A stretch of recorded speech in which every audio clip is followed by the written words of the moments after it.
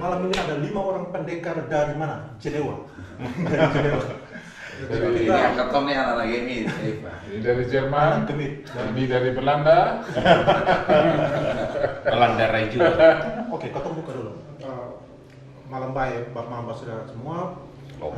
Pada malam hari ini ketong akan ngomong sedikit tentang yang sedang di Gemit. Jadi kita lagi mau siap-siap mau 10 hari sidang istimewa yang bahas tentang draft PPAG.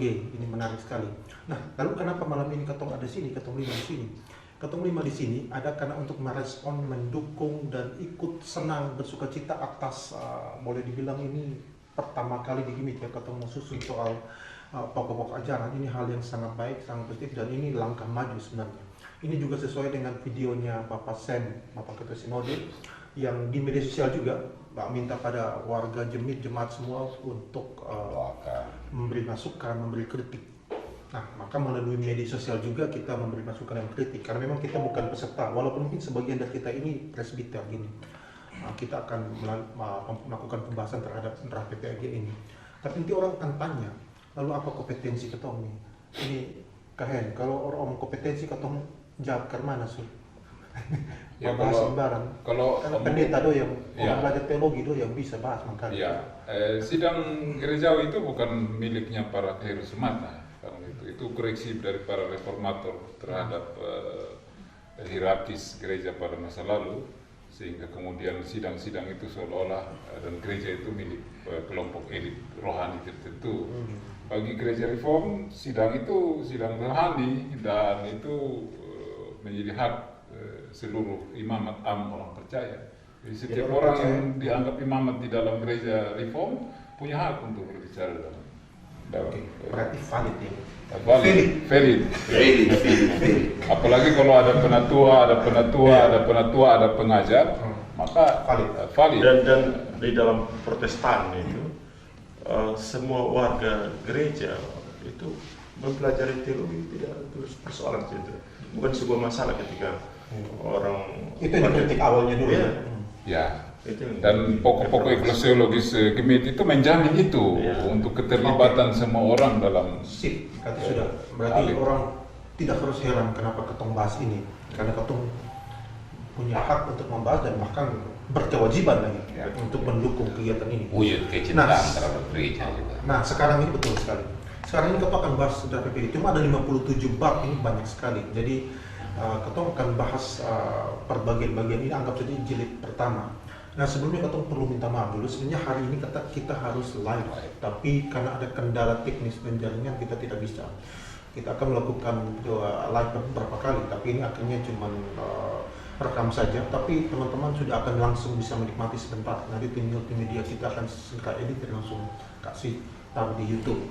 Jadi malam hari ini kita hanya bahas soal hal menyeluruh karena tidak bisa semua kita bahas, supaya teman-teman, jemaat, saudara semua bisa lihat apa sih yang urgensi. Kita akan apa yang penting untuk diperhatikan dalam draft PPAG ini. Mungkin kita mulai mungkin yang pertama ini yang paling menarik. Kalau untuk beta nanti kakak nonton untuk beta yang paling menarik karena beta menekuni bidang ini tidak secara formal ya. Ini secara beta suka saja belajar ini.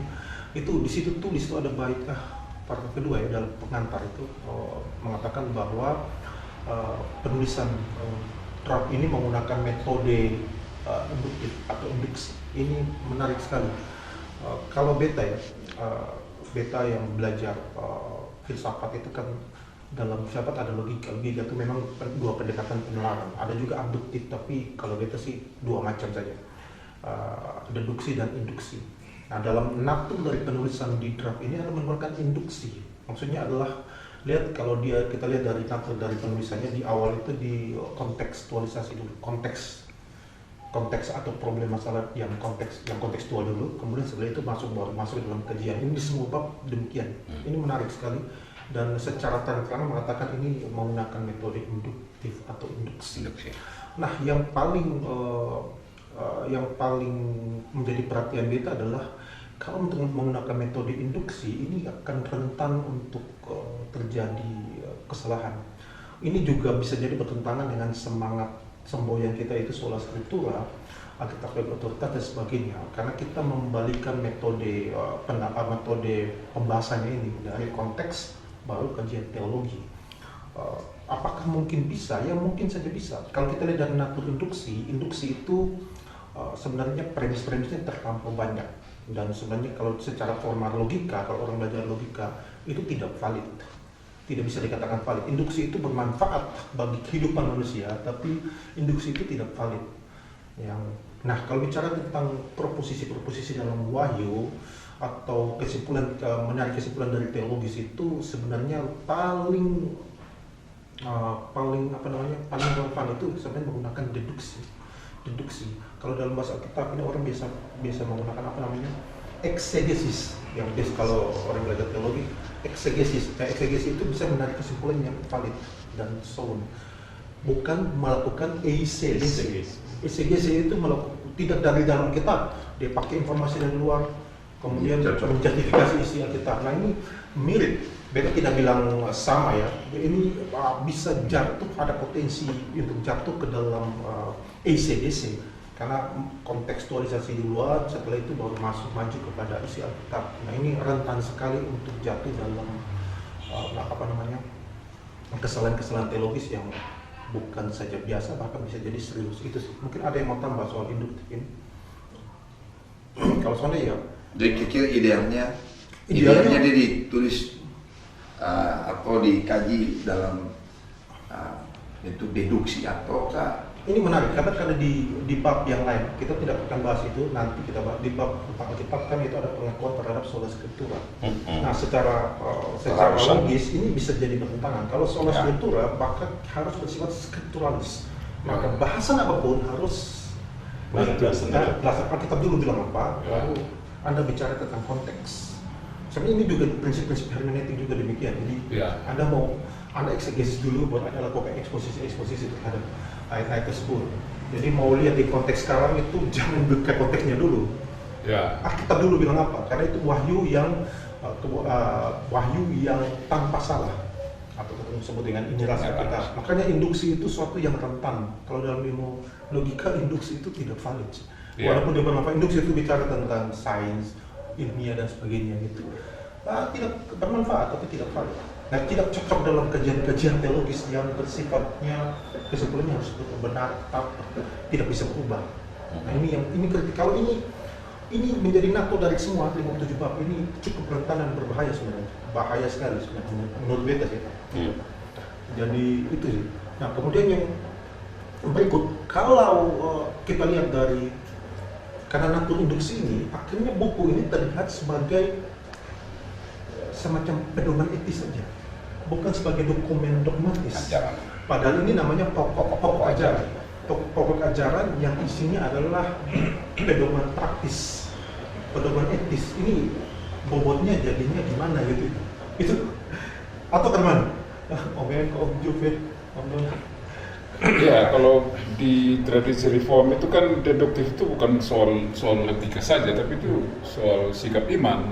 Kalau kita lihat tulip itu kan sebuah hasil deduktif. Lalu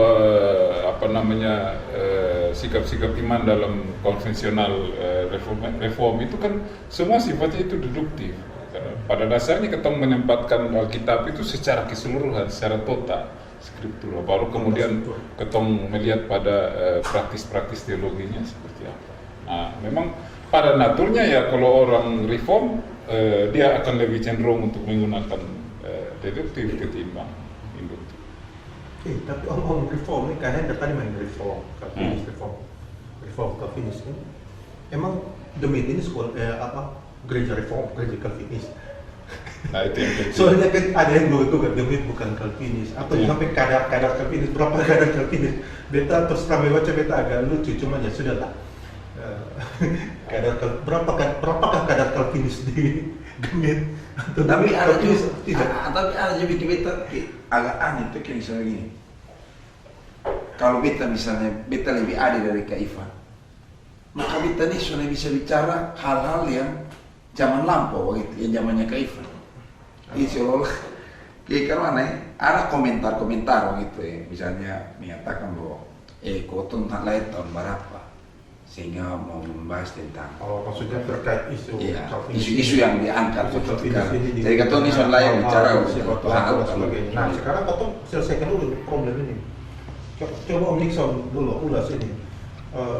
Karena gini, beta kembali dulu soal nanti itu di media sosial yang seru itu menarik. Kita kembali dulu di draft ini kan, kalau kita kan ikuti dari 2023 draft awal itu ada tulis di bagian itu Gemit adalah gereja Calvinis, tapi kemudian di revisi berikut kok tidak ada lagi.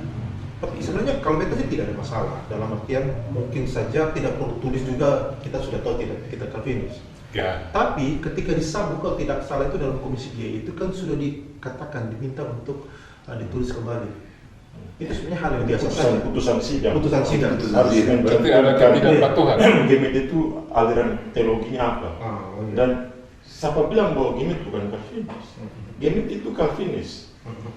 Dalam dokumen gereja, misalnya pokok-pokok eklesiologi, itu secara tegas jelas menyatakan bahwa Gemit itu Calvinis. Beta coba bacakan ya itu terkait dengan pokok-pokok eklesiologi. Kebetulan beta sempat baca itu pokok-pokok eklesiologi. Beta coba ya. Ini nanti kalau bisa divalidasi betul kesonde, karena ini beta baca dari pokok-pokok eklesiologi Gemit halaman 8. Dia bilang begini di bagian itu.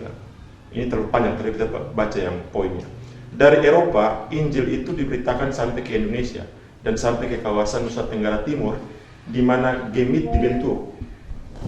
Sejarah itu dimulai pada abad abad ke-17, sekitar 400-an tahun yang lalu. Dalam kurun waktu 400-an tahun itu terdapat berbagai badan pekabaran Injil dari Eropa yang mengabarkan Injil di bumi Nusantara. Salah satu badan pekabaran Injil Eropa yang membidangi kelahiran Gemit adalah Netherlands Sending Genootschap NZG dari negeri Belanda. Ya, perhatikan garis bawah ini. Yang berlatar belakang tradisi Hervorm yang bersumber dari ajaran Calvinis. Ajaran Calvinis.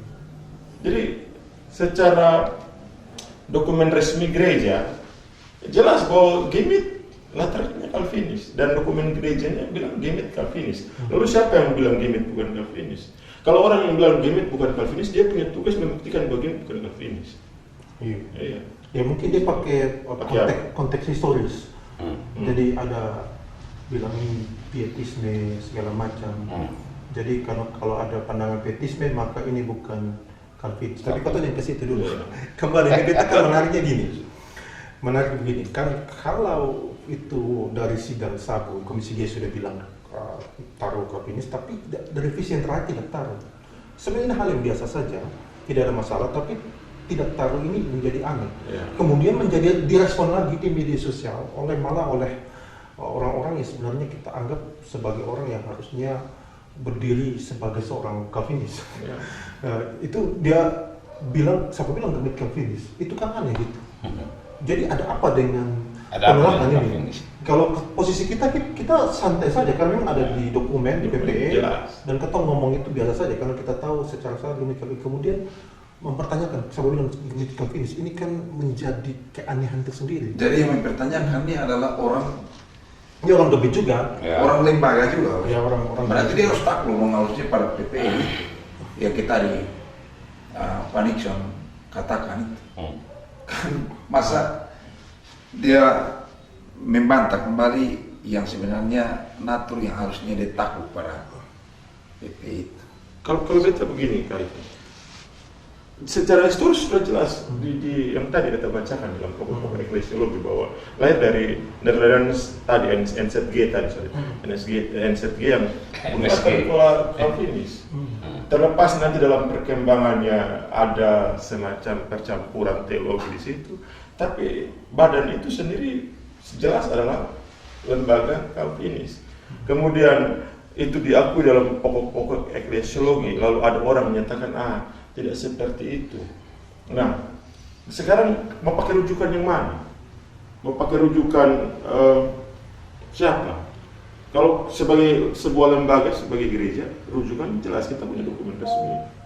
Nah, tapi Kak Ivan, beta mungkin kalau melihat beberapa hari dola-dali di media sosial terkait dengan ini, beta melihat semacam ada ketidaktegasan terhadap definisi Calvinis ini.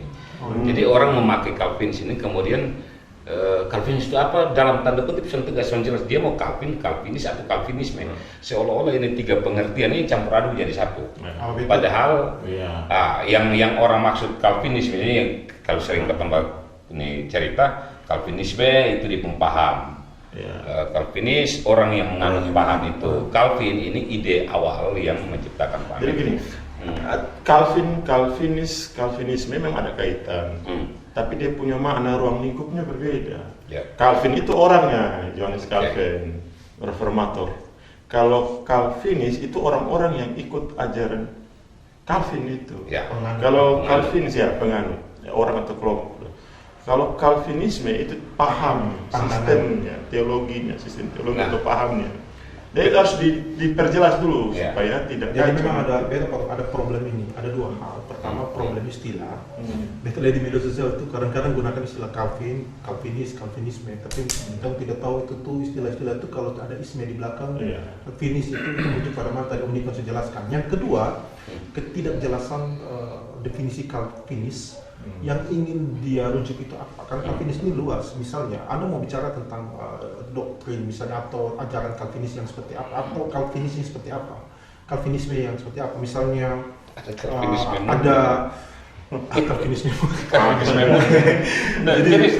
Tapi itu keluar itu istilah-istilah itu keluar dari orang-orang yang harusnya paham soal teologi. Tapi kita agak aneh kenapa mereka ngomong seperti itu.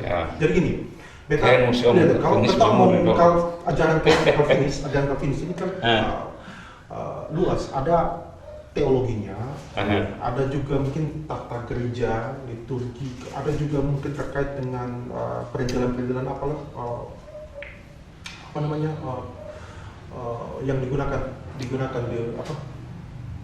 Pandangan teologisnya. Bukan, yang sekunder ini kan liturgi, tata gereja, yang primer itu yang ajarannya, dogmatis itu ajaran. Kalau yang lain-lain itu bersifat sekunder, atribut-atribut dan sebagainya itu bisa dikenal. Kalau ini bisa dikenal dalam dua hal, ajarannya dan juga ciri khasnya hal yang sekunder ini.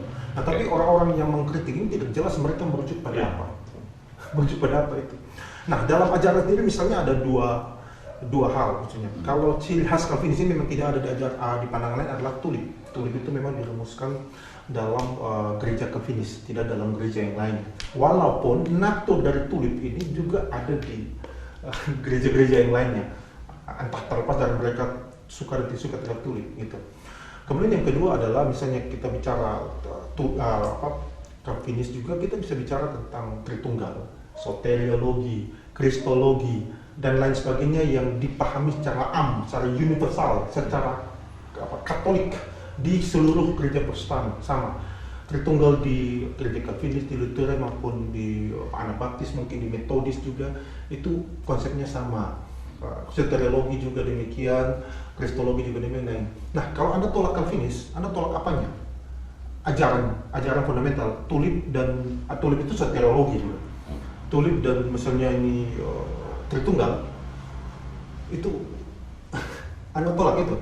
Jadi harus presisinya harus jelas. Jadi jangan seperti orang yang tidak belajar dan kemudian tolak tanpa tahu apa yang dia tolak. Itu problem sekali. Ada kesan Kak Ivan ketika orang dalam diskusi itu ketika kita menekankan tentang Calvinis seolah-olah menempatkan Calvinis itu lebih tinggi dari Alkitab.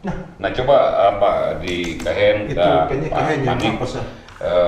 seolah-olah kalau Calvinis berarti lebih tinggi dari Alkitabiah, padahal mungkin abang-abang ini punya pandangan kenapa harus Calvinis begitu. Ya berarti orang itu tidak tahu tentang Calvinis. Ya. Karena sesungguhnya John Calvin sendiri dalam ajarannya dan Calvinisme itu menekankan bahwa Alkitab itu sebagai otoritas tertinggi Ya, di dalam gereja reform. Ya. Jadi gereja yang mengakui bahwa otoritas tertinggi di dalam gerejanya itu ya gereja reform atau gereja Calvinis. Jadi kalau ada orang mengatakan seperti begitu, berarti memang dia Dia salah paham. Dia salah paham. Kalau Atau dia salah belajar. Istilah Stroman. Ya, mungkin dia salah belajar atau dia Jelas salah. jangan sampai dosen beta jelas kalau Stroman itu orang-orang salah menyerang sesuatu yang bukan ide atau gagasan teman bicara yang Anda serang itu. Ya. Stroman. Tapi kalau Lanjut. mau omong Calvinis, gereja Calvinis ini kita bisa lihat dari 3 hal. Yang pertama itu soal historisnya, sejarah tadi sudah disampaikan kan. Ini sejarah Gemit kan terang benderang dijelaskan di dalam pokok-pokok eksiologis. Itu dijelaskan lagi di dalam tata dasar. Bahkan tata dasar gereja itu ketong secara nyata itu dia menjelaskan dan merangkum seluruh ajaran-ajaran dogma-dogma Calvinis dalam tata dasar itu. Nah, lalu ketika sejarah ketong bilang itu ada sejarah kolonialisme lah, ada sejarah pietisme dan seterusnya, bukan di situ. Karena pada dasarnya pondasinya apa?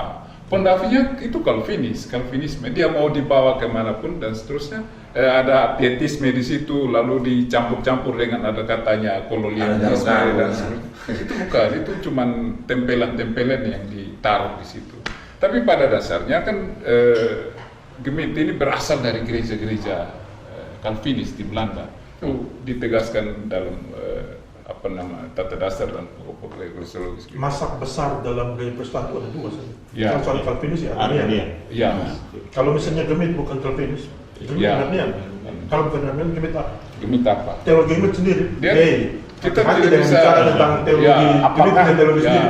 sebagai- Pergumulan terhadap teologi ini Ya. bukan satu dua hari.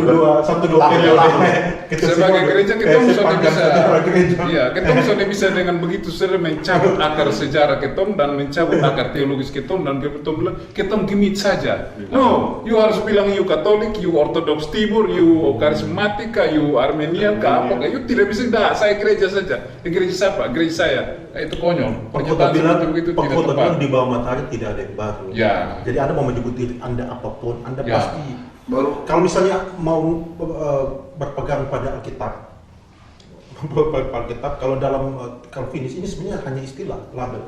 Kita tidak usah gunakan Calvinis juga tidak ada masalah. Ya. Dan label karena yang intinya kita adalah satu yang harus Alkitabiah. Cuma Ya. kadang-kadang orang suka alergi dengan istilah. Ya.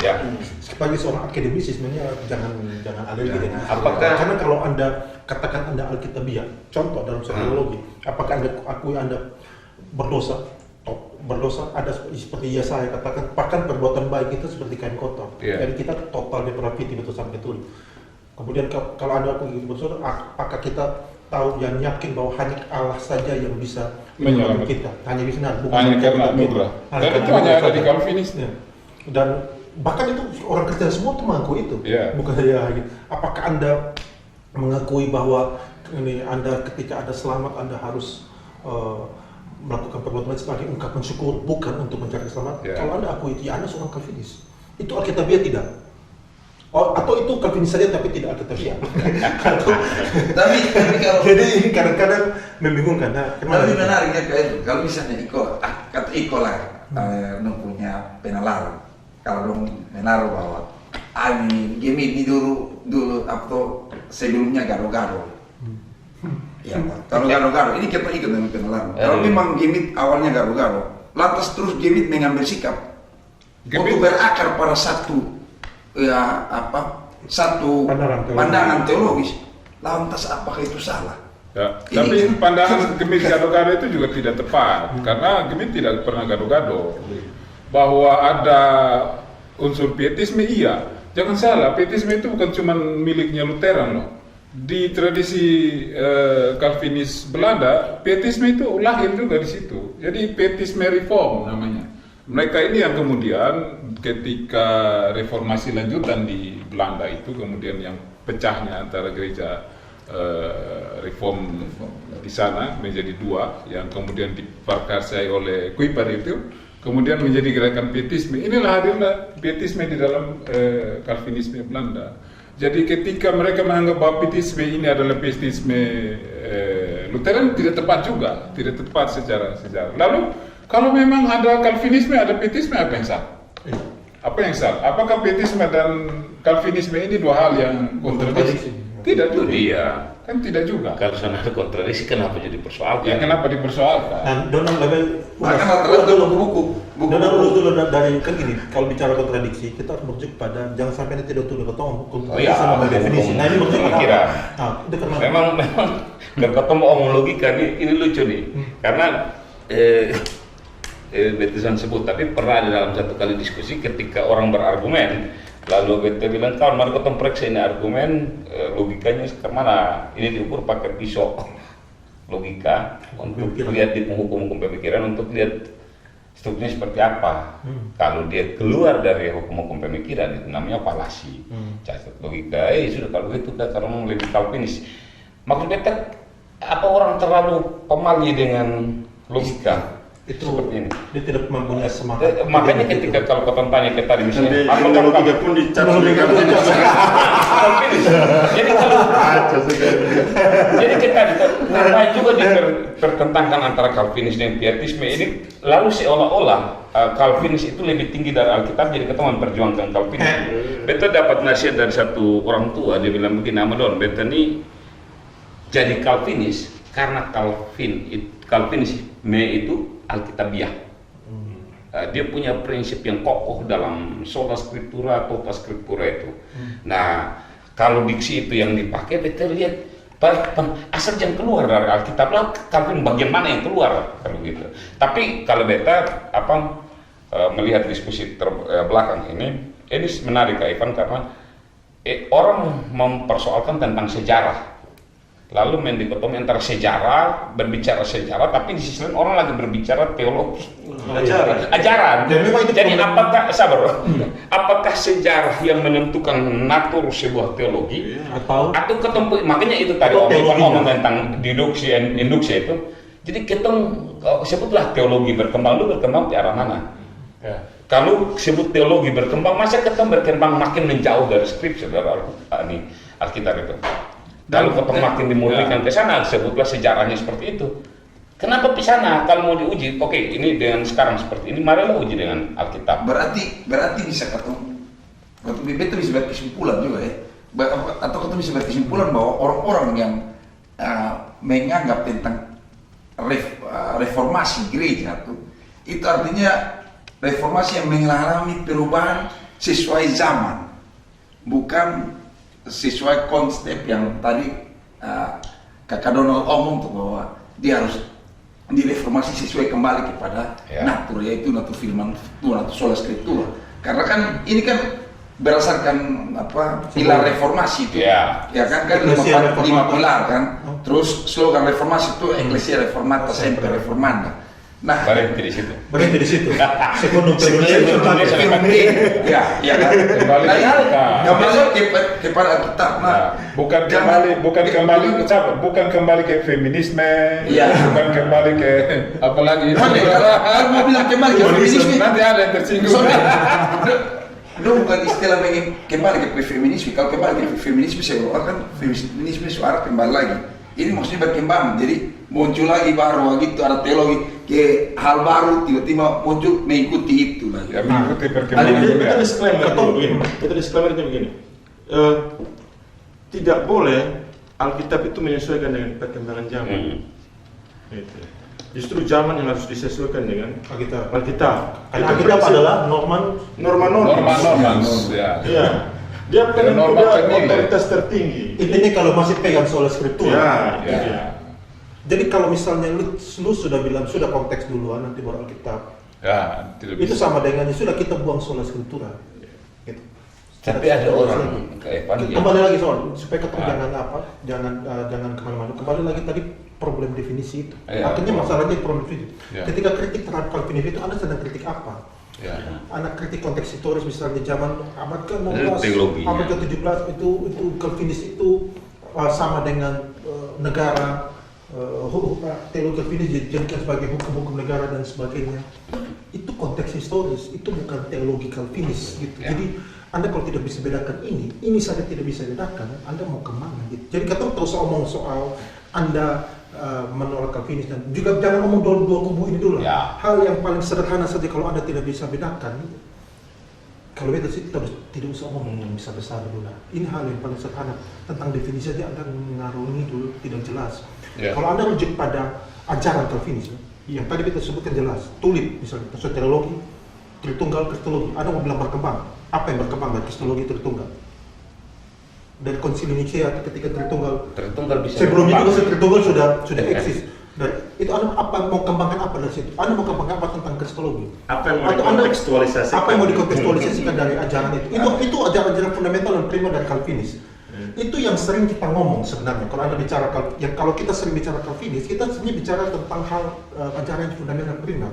Tapi kalau Anda tolak itu maka kita tanya, Anda mau tolak Kristologi, Anda mau tolak Tritunggal, Anda mau tolak soteriologi. Oke, soteriologi akan menjadi universalisme gitu, bahwa semua orang pasti selamat. Iya.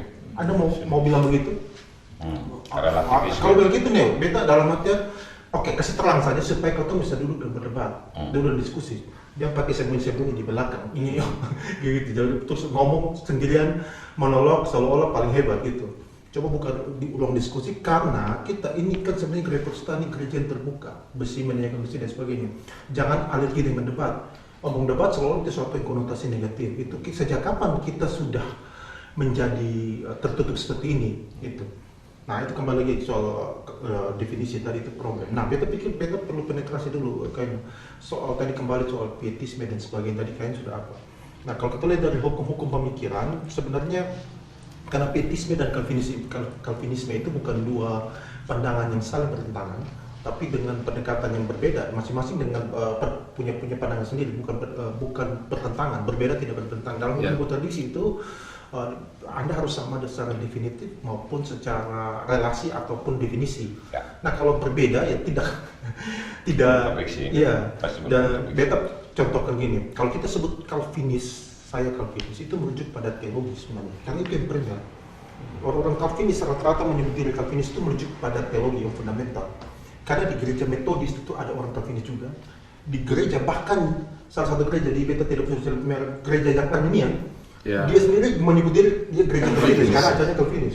Bahkan ada gereja karismatik itu ajarannya Calvinis tanpa menyebut diri Calvinis. Dia sudah Calvinis. Jadi Calvinis itu juga bukan persoalan Anda harus menyebut juga, tetapi naturnya itu bisa diuji dari pandangan Anda seperti apa. Iya. Kalau Anda menolak Calvinis sama dengan Anda menolak isi Alkitab. Anda menolak untuk menjadi Alkitabiah. Lalu apa yang Anda tolak? Kami misalnya, saya tolak itu kolonialisme. Emang kalau beta katakan beta Calvinis, beta terima itu kolonialisme. Itu kan sebenarnya kacau. Ini gini, itu sebenarnya suatu argumen-argumen yang dari beberapa abad terakhir, sejak abad ke-16, sejak abad pencerahan sampai sekarang argumen itu selalu dipakai. Tapi herannya sampai sekarang ini mereka selalu pakai argumen itu seolah itu argumen yang begitu luar biasa. Kita mau kembali ke zaman kolonialisme, apa sih? Ngomong kayak paham-paham saja, sembarangan sekali. Kita bicara Calvinis ini dalam tataran teologi. Apakah Tritunggal itu Warisan kolonial. penjajahan? Menjajah siapa Tritunggal? Gitu. Om Evan, tapi Kristologi itu menjajah siapa? Atau Anda kalau tidak mau lagi dengan Kristologi, soteriologi dan hal yang fundamental itu, berarti Anda bentar saja jadi Kristen. Sama seperti label Kristen juga. Label Kristen itu kan bagaimana? Apakah saya tidak mau Kristen, saya mau Alkitabiah saja. Jadi ini istilah kadang-kadang, aduh, pusing juga. Sudah mungkin dia punya tujuan lain yang membuat akhirnya mengeneralisir semua jadi. Ya, mungkin itu karena ketidakpahaman sebenarnya. Iya. Karena John Calvin sendiri itu kan menolak menolak gereja di bawah negara sebenarnya kan. Dia anti erastisme. Jadi Nah, gereja itu tidak boleh berada di bawah negara. Meskipun pada saat itu situasi politik memang gereja-gereja dijadikan gereja negara secara politis oleh kekuasaan politis waktu itu. Tapi menyamakan Calvinisme itu dengan kolonialisme itu juga tidak tepat, dan orang itu tidak belajar sejarah sebenarnya, karena Calvin ataupun Calvinisme ataupun ajaran Calvin tidak pernah mengajar orang-orang untuk pergi berperang, menaklukkan negara dan seterusnya kan. Ini sesuatu yang sangat-sangat tidak tepat. Jadi tulis di dalam poin itu ada ajaran itu kolonialisme. Betul. Ya. Coba cek apa? Tapi kata kurang belajar. Kristologi ada kayaknya. Entah mungkin tulis menurut penulis dari mana gitu ya, ketemu cari bukunya mungkin. Yang kita lihat begini, orang-orang yang tidak paham Calvinis ataupun Calvinisme, tapi dia merasa seolah-olah dong paham, dan akhirnya dong menyerang Berlaku stromen. menyerang yang sebenarnya bukan itu maksud dari Calvinis atau Calvinisme yang kita pahami selama ini. Jadi yang dong serang ada dong argumen sendiri, dong orang-orang Sama yang buat sendiri. orang-orang serong Jangan karena NZG datang merasa ke- bahwa ya. dong telah menyerang Calvinis. Nah, mungkin dia bilang kolonialisme ini karena NZG datang. Ya itu simplicity namanya, dia menyerahkan argumen dia.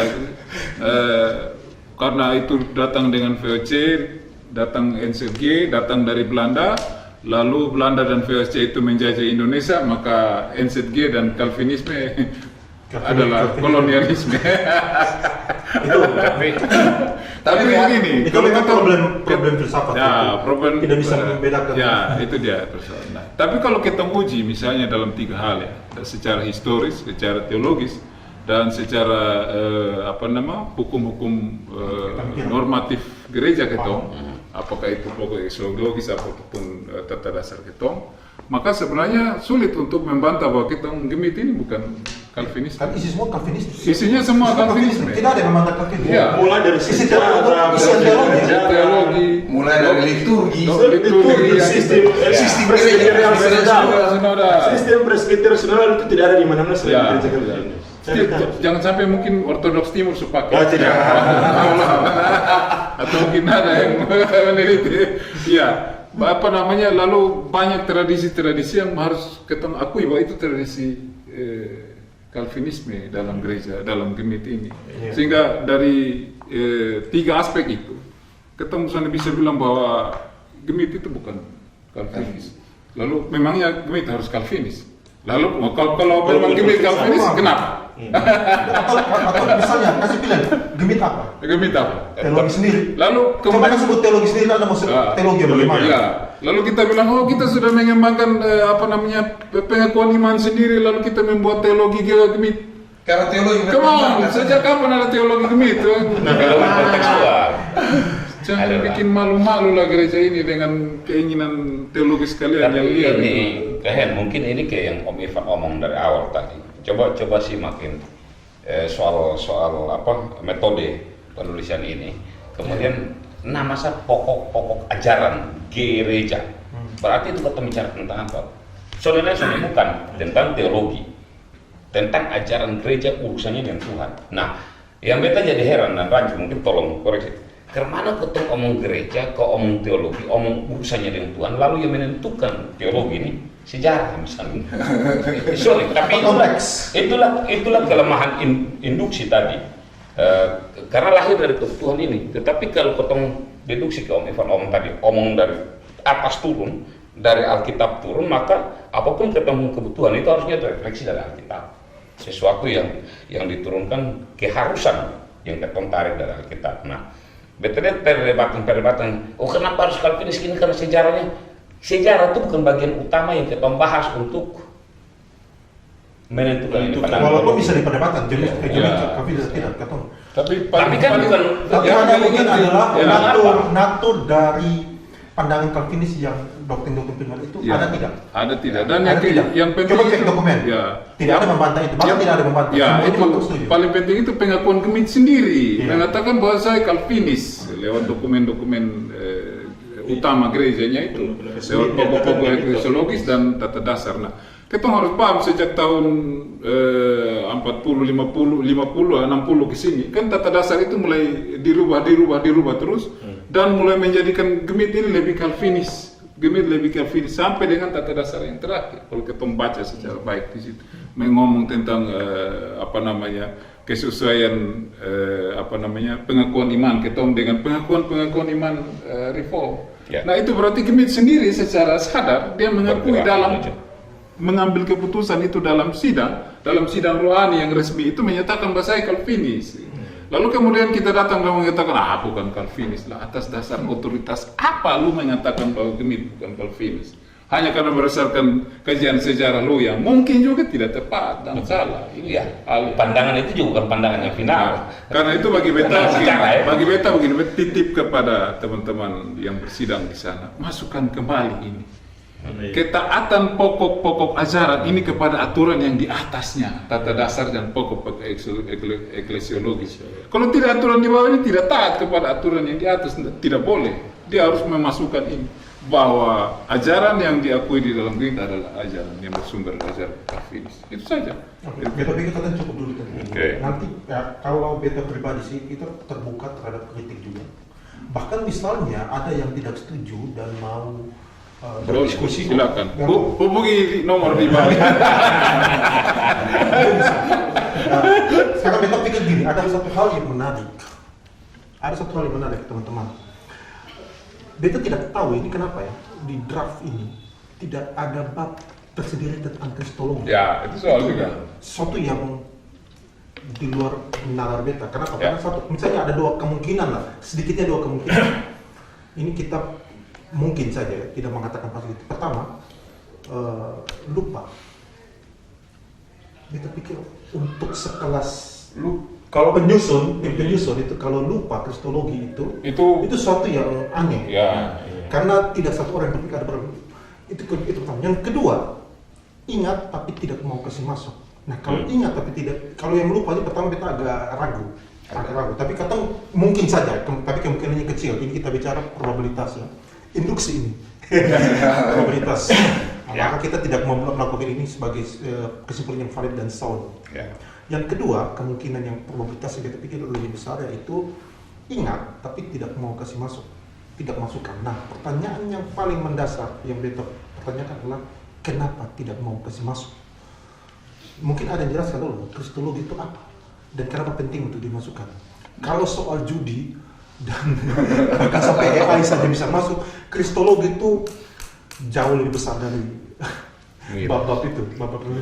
Ya. Kenapa sampai masuk? Kenapa sampai aktivisme sosial lainnya itu begitu hebat di dalam dokumen itu, tapi sesuatu yang penting sebenarnya. Karena di dalam tata dasar kita, pasal 7 kalau saya tidak salah, itu menyatakan bahwa dasar Gemit adalah Yesus Kristus. Itu berarti segala ajaran di dalam gereja ini harus mendasarkan itu kepada Kristus. Nah, tapi jelaskan dulu Kak ini kristologi itu apa? Karena ada pendengar yang mungkin memang ada yang mengatakan ini kan sudah ada bab tentang. Mas Beta definisi Kalau dulu apa itu kristologi? Kristologi itu ilmu yang mempelajari tentang Yesus Kristus secara sederhana seperti Secara itu. sederhana. Ya. Jadi di dalam teologi sistematika itu ada berapa logi. Ya. Salah satunya ada kristologi.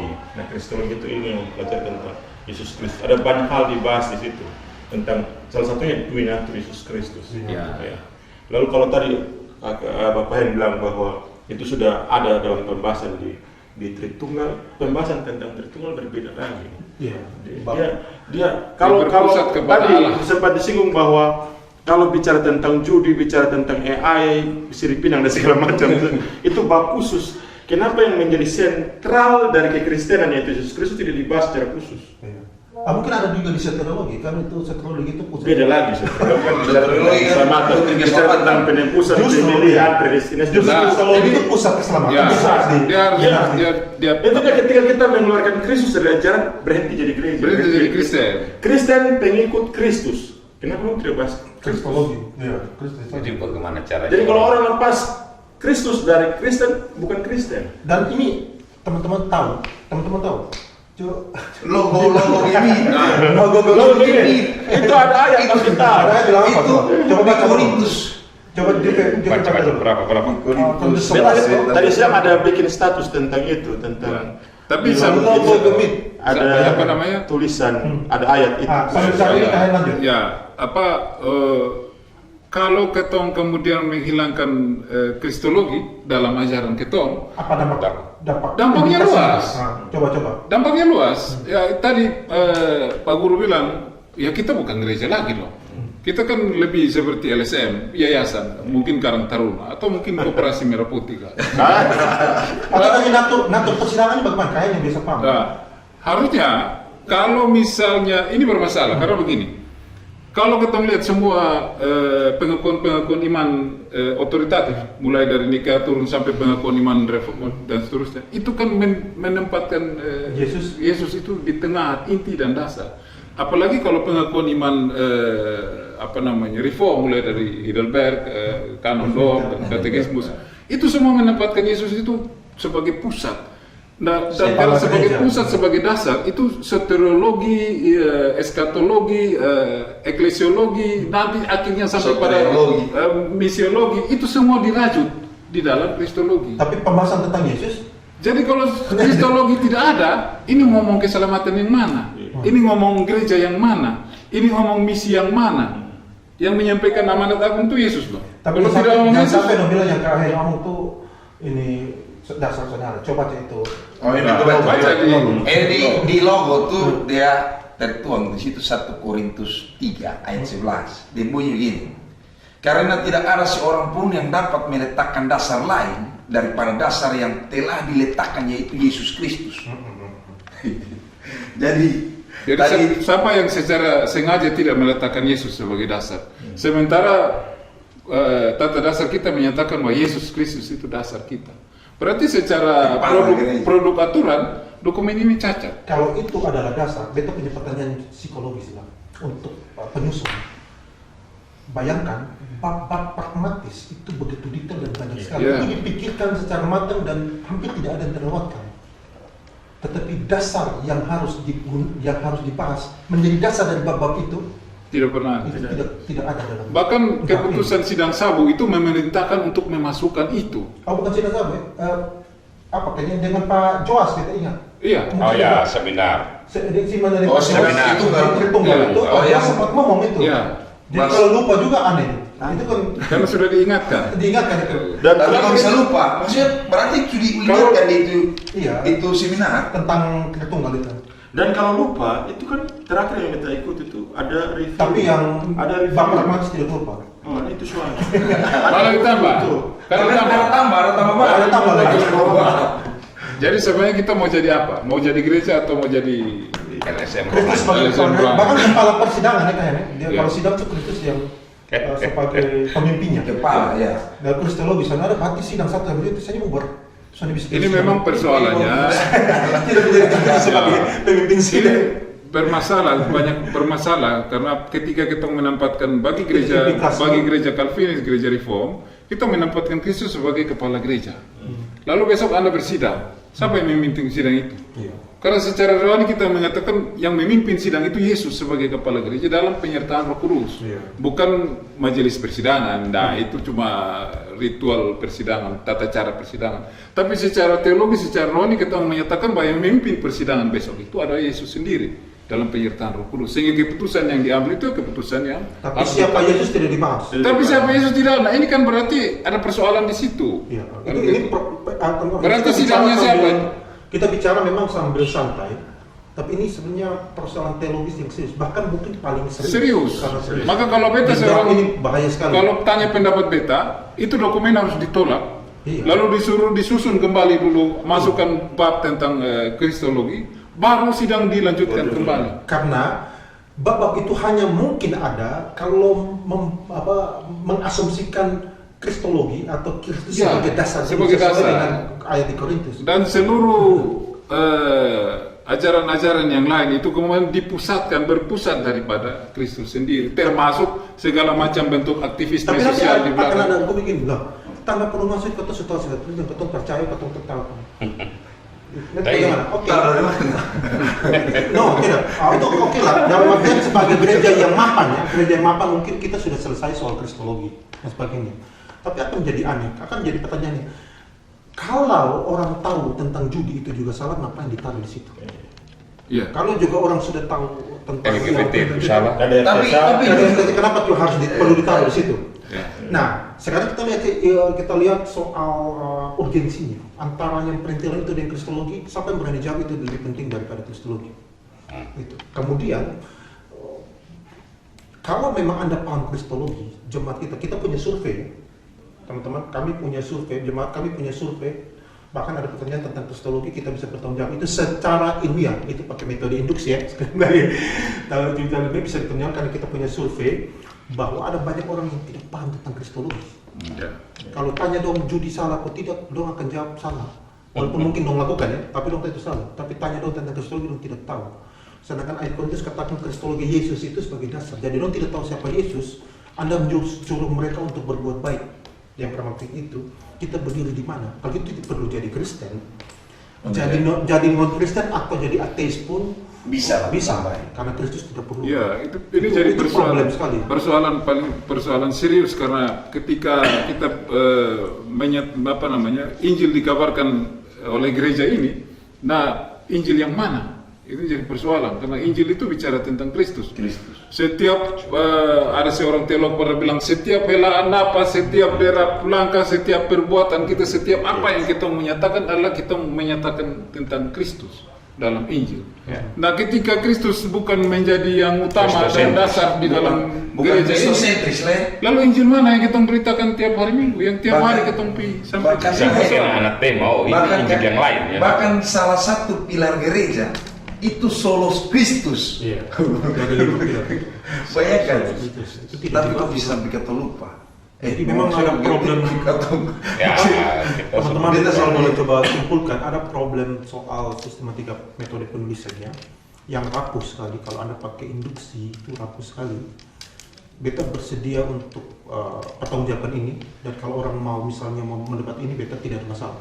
Dan kalau misalnya beta salah, juga beta akan siap untuk mengakui bahwa beta salah. Gitu. Dan ini artinya Anda boleh gugat kami. Nah, natur induksi ini ada di semua bab ini. Dan itu problem sekali.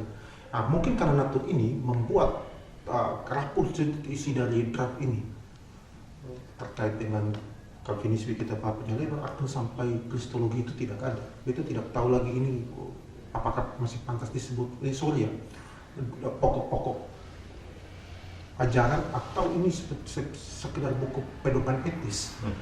Apa yang membedakan ini dengan Ajaran moral. Ajaran moral lainnya itu apa yang membedakan? PPKS. Kalau ini tidak ada beda, ngapain kita susun ini? itu Sebanyak ini terus Ya. kita bersidang sampai 10 hari menghabiskan uang dengan Ya. banyak. Ini minta maaf, ini ngomong secara jujur, Bapak Mama, terutama para penyusun, para peserta sidang, Anda benar-benar harus berefleksi dengan ini. Ini bukan hal yang biasa, ini hal yang sangat serius. Tolong ini diperhatikan baik-baik. Beta berharap ulasan kita ini sampai pada mereka dan mereka mendengarkan. ya. Anda mau setuju tidak setuju itu hal lainnya. Tetapi apa yang Anda lihat ini, Anda jangan lihat saya yang ngomong maka itu Anda tidak suka. Anda lihat apa yang kami ngomong ini benar atau salah. Apakah kalau misalnya seorang profesor teologi ngomong tentang Tritunggal baru Anda oh iya benar. Tapi kalau kami ngomong Tritunggal maka ini orang tidak perlu dengar. Mereka tidak punya apa kredensi. Ya itulah. Jadi ibarat begini Bapak Mama semua yang nonton ini video, kami semua nih, kami adalah warga Gemit yang cinta akan Gemit. Jikalau selama ini mungkin ketemu punya postingan-postingan yang menyakiti atau terlalu menyudutkan saudara, tapi saudara pikirkan kira-kira argumen yang kau sajikan itu benar atau tidak. Jadi jangan sampai membenci kami dan menolak argumen kami, itu adalah salah satu kekeliruan yang sangat fatal. Membenci kami tidak harus membenci apa yang kami katakan. Karena bisa jadi apa yang kami katakan itu benar. Ya, melarang orang maki dan saya bermaki. Kalau saya bermaki dan saya melarang orang untuk jangan bermaki, apakah perkataan saya menjadi salah? Tidak kan? Oh ya, tuku kue. Iya. Tapi memang ada persoalan ada persoalan teologis yang serius di sini kan, ketika kita menghilangkan entah secara sengaja atau tidak sengaja. Tapi ya kita harus bilang ini secara sengaja, karena dokumen yang dibahas sampai 11 kali kan, baru diajukan dalam makanya sidang. kalau lupa itu agak sulit. Ya, itu persoalan teologis ketika kita menghilangkan Kristus di dalam gereja, maka kita dengan sendiri sudah menempatkan lagi Kristus sebagai yang utama di dalam gereja ini. Dan itu persoalan teologis yang serius. Betul begini, kalau sengaja motifnya apa? Sengaja tidak dimasukkan. Iya, itu yang tanda tanya. Ya, Tanya bisa. Kalau Apa kok bisa kan- sih? Kalau lupa kok bisa ya, memang ya. Karena prosesnya bukan hanya untuk hari ini. Ya. 2 tahun. 2 tahun. Dan Ya, bahkan sudah Iya, diingatkan lagi. Baru kalaupun lupa, kok bisa ada tempat tambah 4 bab? Ya, itu soal. implikasinya cuma 2 Bapak Guru. Kalau tidak adanya kristologi dalam dokumen ajaran, 1, dia mengakibatkan ketersesatan. Ya. Orang banyak akan tersesat dalam soal ajaran dan sebagainya. Yang kedua, menghilangkan kristologi dalam sebuah dokumen ajaran gereja itu cuman satu konsekuensinya, konsekuensi logis yang akan terjadi apa? Munculnya aktivisme sosial yang banyak di dalam gereja itu sendiri. Multitafsir. Ya karena tidak ada lagi boundaries di situ, tidak ada lagi pembatas di situ. Maka segala aktivisme sosial itu menjadi gampang untuk dilakukan di dalam. Padahal Alkitab itu PLPB itu bicara 2 hal. PL bicara Yesus yang akan datang. Ya. Dan PB Yesus yang sudah datang. Yesus sudah datang Dan akan datang. dan akan menyelamatkan nantinya.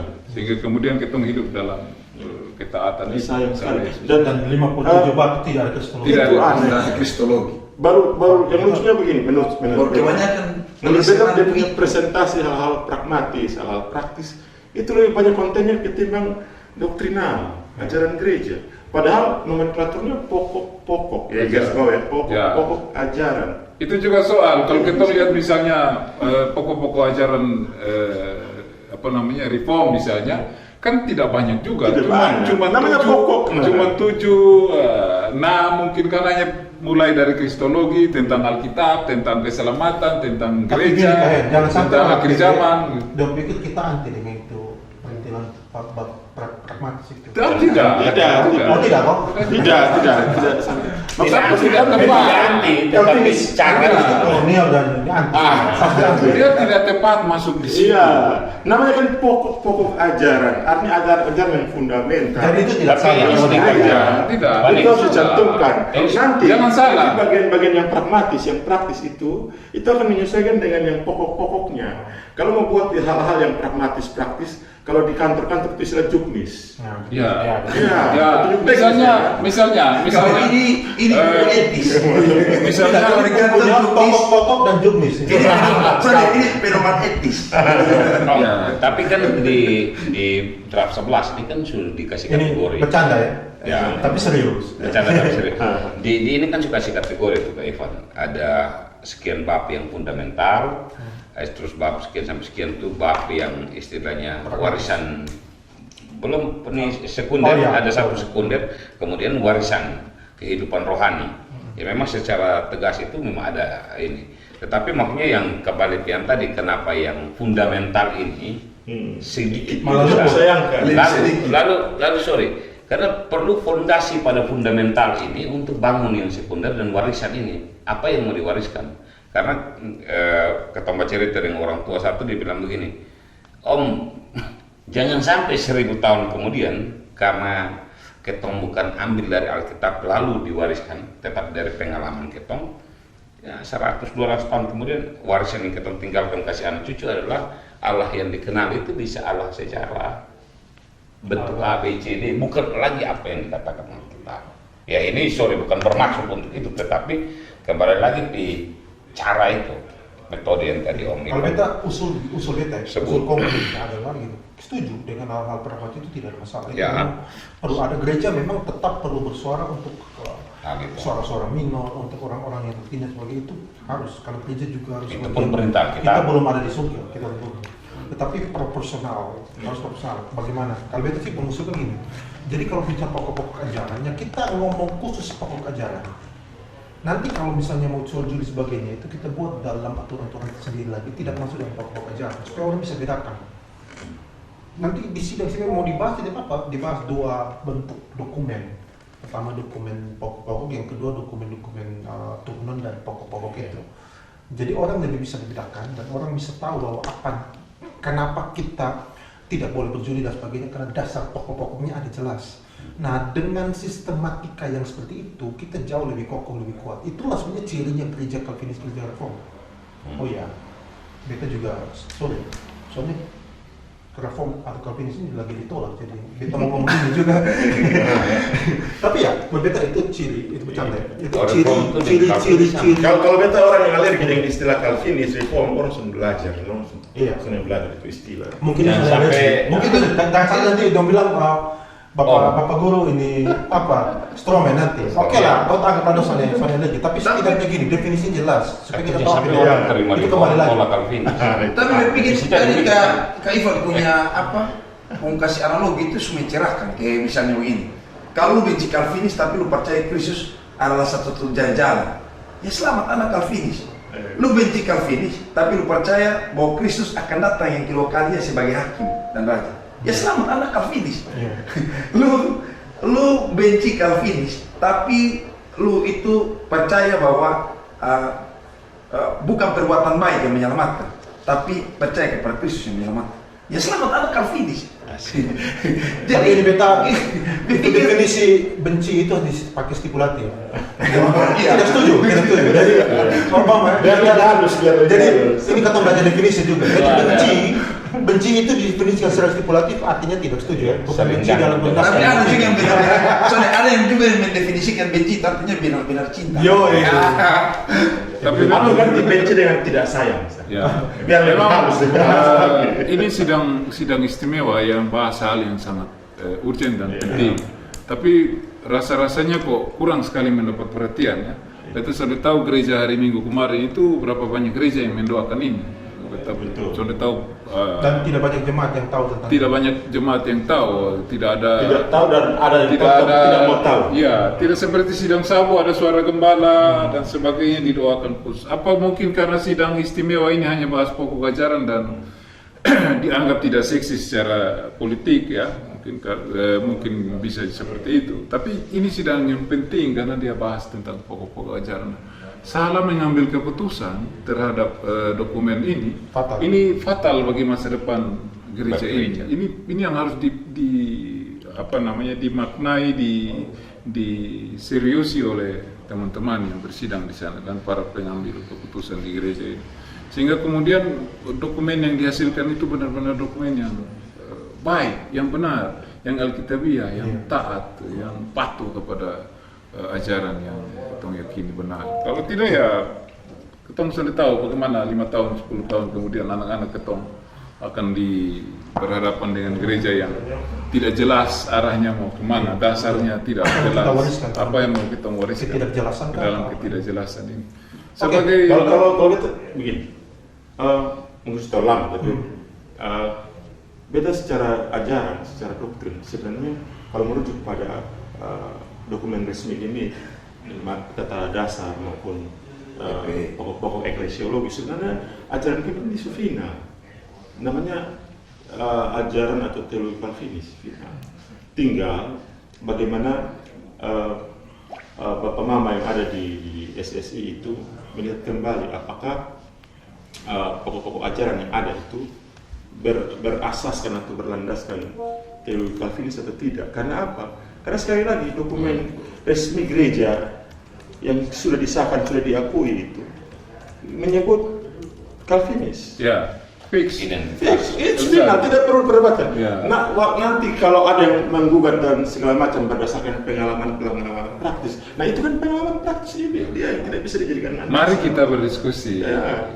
Jadi atau begini, secara formal mereka tidak setuju dengan Gemit adalah Calvinis, maka Anda lakukan gugatan dulu. gugatan PPE. berdasar. Ya. PPE secara itu dulu. Boleh. Iya, jadi Ada yang bilang ada kekeliruan. Nah, iya. Tidak masalah.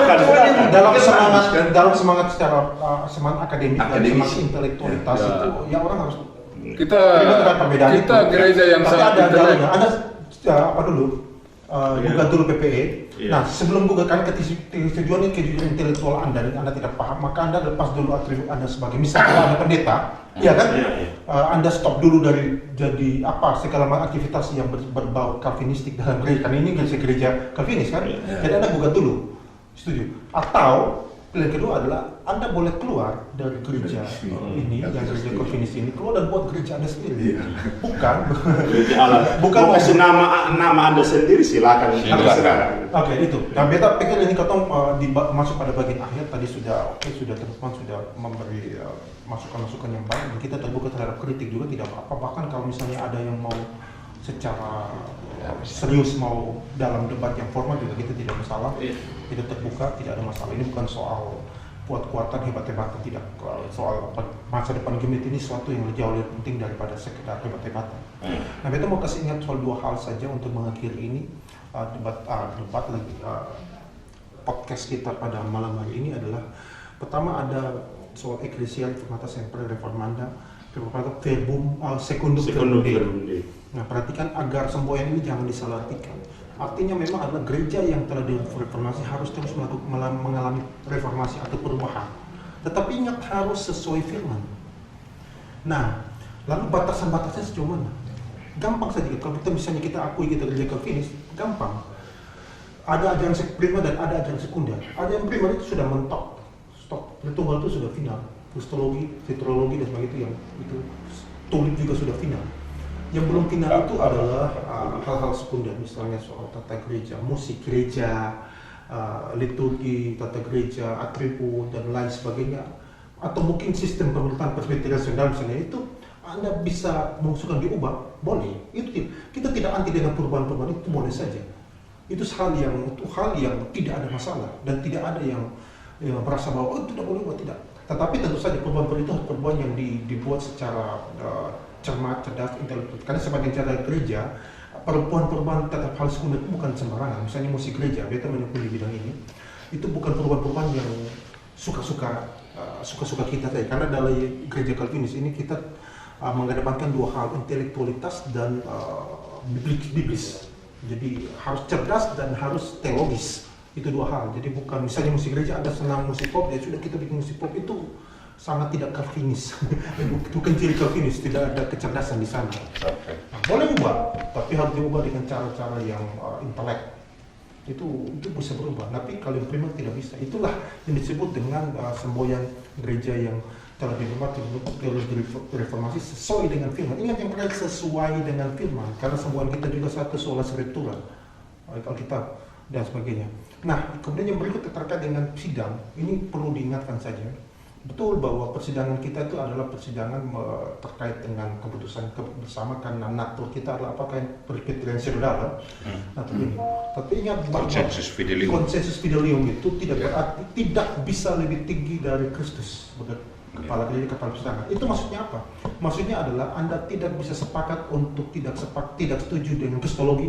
Anda tidak bisa sepakat tidak setuju dengan kristologi. Anda tidak bisa sepakat untuk keluar dari kita. Anda tidak bisa sepakat dengan sola scriptura, itu bisa. Jadi semua orang, misalnya ada sekitar ratusan orang di sidang, tidak bisa sepakat bahwa kita tolak Tritunggal. No. Voting untuk tolak Tritunggal. Voting itu tidak bisa. Jadi memang dalam biasa di sidang ya, kalian lebih paham, cuman di sidang itu biasanya kan keputusan musyawarah, kalau setelah itu tidak bisa voting. Yang itu dua tata cara pengambilan keputusan, biasanya gitu. Ya. Mungkin yang paling tinggi voting, tapi dalam gereja Anda tidak bisa voting untuk tolak Tritunggal. Atau Anda tidak bisa voting tolak untuk tidak bisa. Karena yang paling tinggi adalah Alkitab bilang apa? Kalaupun ada satu orang di sidang, dia mempertahankan Tritunggal dan yang lainnya semuanya tolak, voting tolak, tetap yang benar yang harus diputuskan itu adalah satu orang itu. Karena itu persoalan kebenaran, argumen, bukan persoalan banyak orang voting bilang pakai itu. Sama-sama juga dengan draft ini.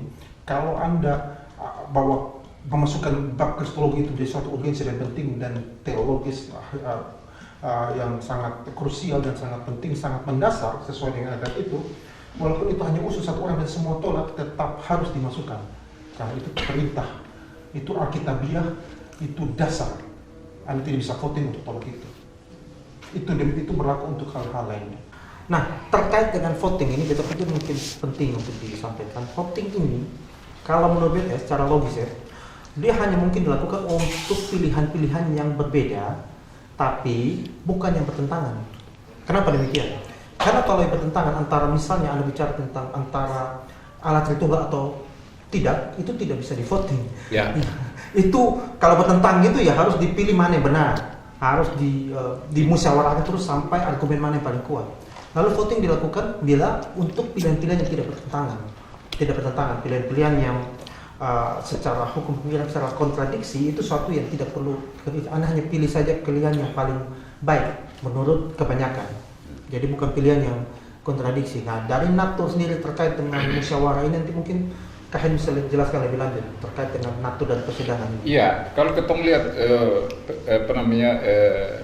historis persidangan mulai dari persidangan Okumenes, persidangan purba itu sampai dengan dari Nikea 365 sampai kepada persidangan gereja reform, maka kita sulit untuk menemukan yang namanya voting.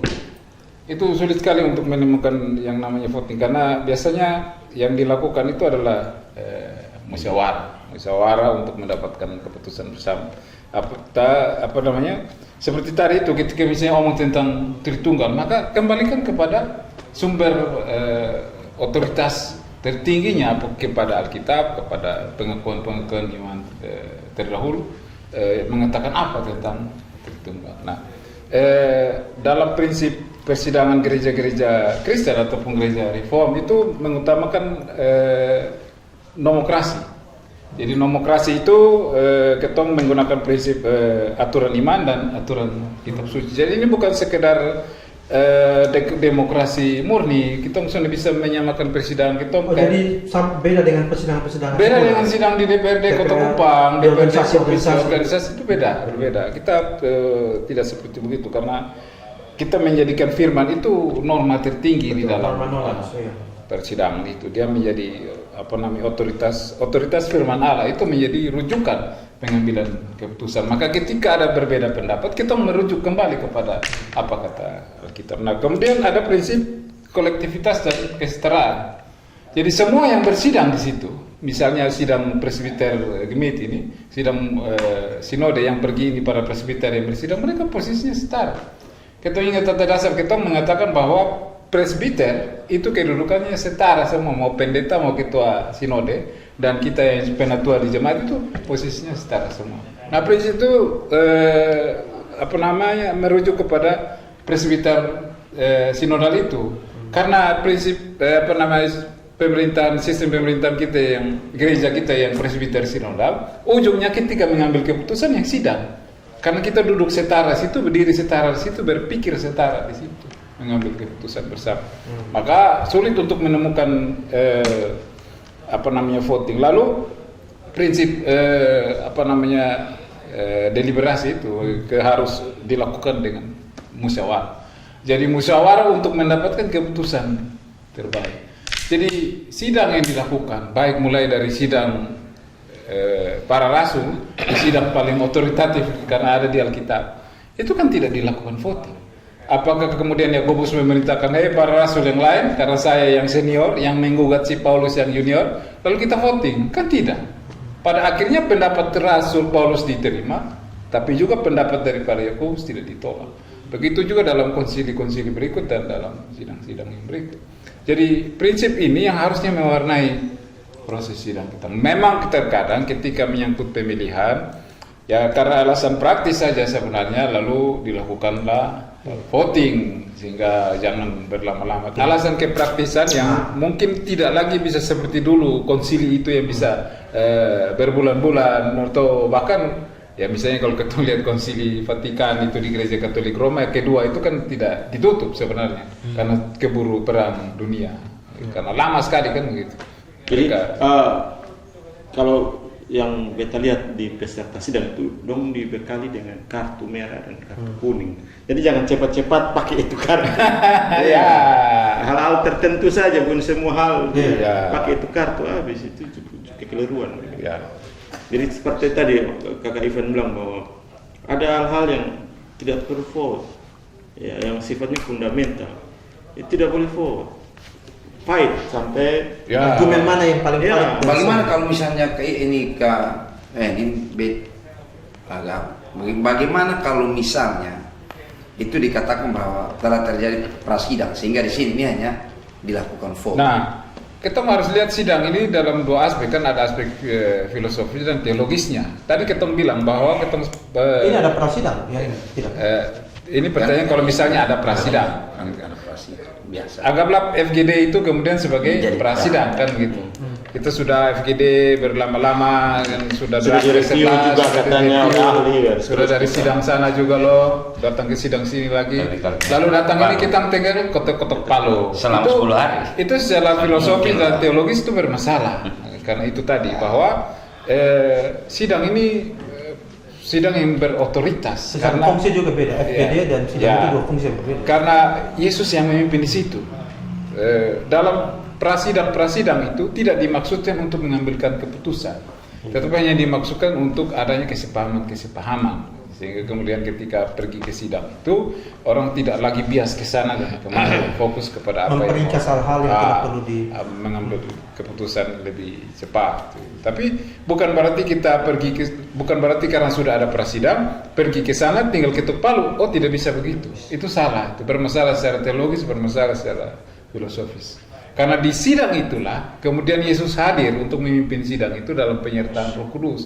Pengambilan keputusan di sidang itu yang berotoritas, bukan yang di luar sidang itu. Jadi kita tidak bisa menyederhanakan bahwa kita tinggal pergi di situ dan ketok palu. Itu tidak tepat secara pemahaman kita tentang sidang rohani dalam gereja Kristen.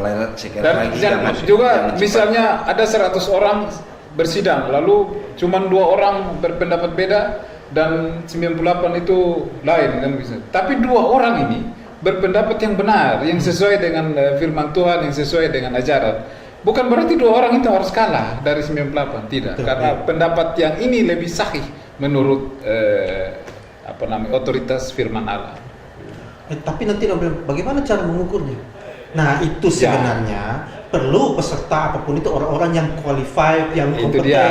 Jadi gimana Anda memilih? Ya. Anda tidak baca draft itu, gimana Anda membuat? Sebaiknya pun kita jemaat, Ya, kita berharap ya, jemaat atau presbiter mempelajari. ketika kita sudah paham tentang itu, jangan juga kita menjeburkan diri di sana, karena kita menyebabkan banyak Ya, dosa itu. kesalahan. Ya, itu dosa Anda juga. tidak paham, Anda mau Ya, ke sana. kita memaksakan. Dosa sih itu. Harus kita Anda menyatakan tidak bahwa belajar, Anda maju ke sana. Itu dosa. jangan saya, dia saja atau mereka saja yang lebih berkompeten. Tidak tahu tapi hadir. Tapi mau. Ya, tapi demikian jilid pertama dalam seri kita terkait dengan merespon draft PPAG bagian yang pertama. Berikutnya kita akan rekam lagi, mudah-mudahan bisa live ya, karena ini sudah kemarin kita mulai agak sulit beberapa waktu lalu, jadi ini agak jaringan memang lagi sulit. Semoga kita bisa live. Kita akan bahas lagi tentang Alkitab, tentang soteriologi atau apa itu, yang bab ketiga. Kita akan bahas lagi tentang bab-bab yang lainnya, dan teman-teman boleh menunggu di seri-seri berikutnya. Dan kita berharap para peserta boleh menyimak ini, bukan karena kita lebih paham, tidak, tapi ini sebenarnya bentuk kepedulian kita. Ini suatu bentuk Karena ini untuk kebersamaan ketumpahan, kita bersama, setidaknya untuk persidangan ini, kepentingan Masa bersama. depan gereja. Itu saja, potong akhiri malam ini.